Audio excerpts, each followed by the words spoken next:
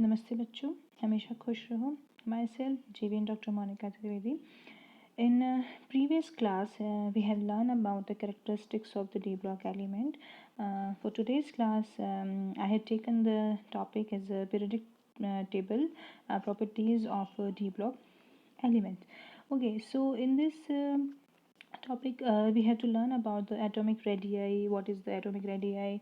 The atomic volume, ionic radii, melting point, boiling point, ionization energy, and radioactivity, and electron potential, and reducing properties. Okay, these all are the important properties of a d block element, and it differs in a series to series. It differ like in a in a first transition state, and in second transition state, in third transition stage. Okay, so these properties varies with the transition series. Okay, so first we have to discuss about what is the atomic radii. Okay, so the atomic radii is the property in which the chemical element is a measure of the size of its atom usually, or it is the mean or a typical distance from the center of the nucleus to the boundary of the surrounding shell of the electrons.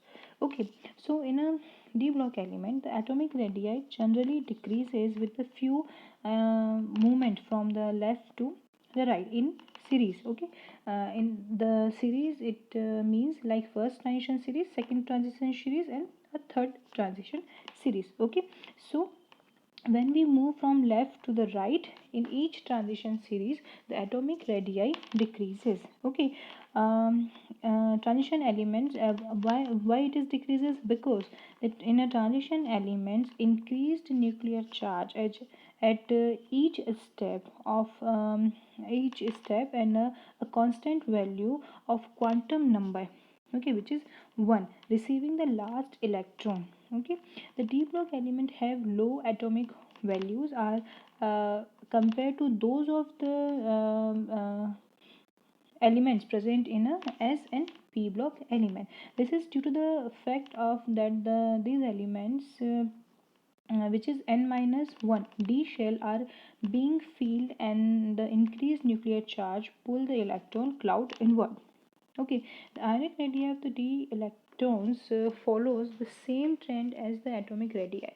The radii of the ions having the same charge decrease with the increase of the atomic number.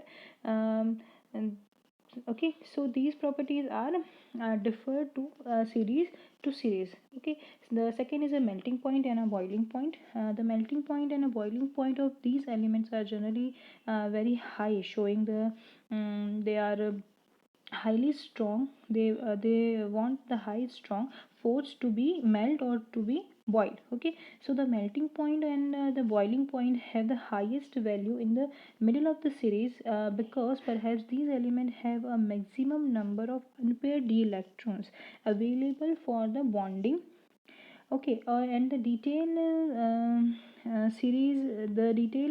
of the melting point and a boiling point we will discuss in a when we learn about the each and every transition series of the d block element. Okay, next is ionization energy and reactivity. Okay, the ionization energy values for the d block elements are high and lie in between two s and p block elements. Okay, these elements are less electropositive than the s elements and more from the p block element. So the ionization energy lie between two s and p block elements. Okay, so these elements do not form the ionic compound as readily as a s block element, and form the covalent compound as well. Okay, because of existence of the covalent bonding. Okay, they have high heat sublimation, that is a large amount of energy is required to convert them from the solid to vapor. Okay, so this is the reason they don't form the ionic compound and covalent compound or covalent bond. Okay, they only form the coordination bond. Okay, the transition elements.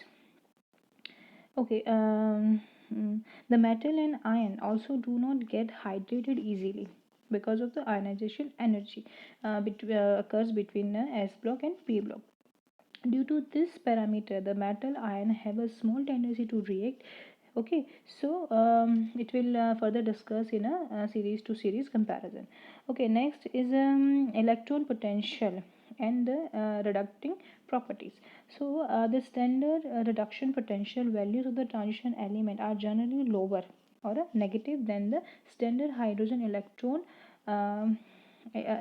Okay, so which is 0 or a we can refer as a 0. Okay, thus they evolves H2 gas from acid. um, these metals are poor reducting agent which are expected behavior because of the high heat of the vaporization, high ionization energies, and low heats of the hydration. Okay, so these are some predict properties of d block elements. This is enough for today's lecture. Thank you very much.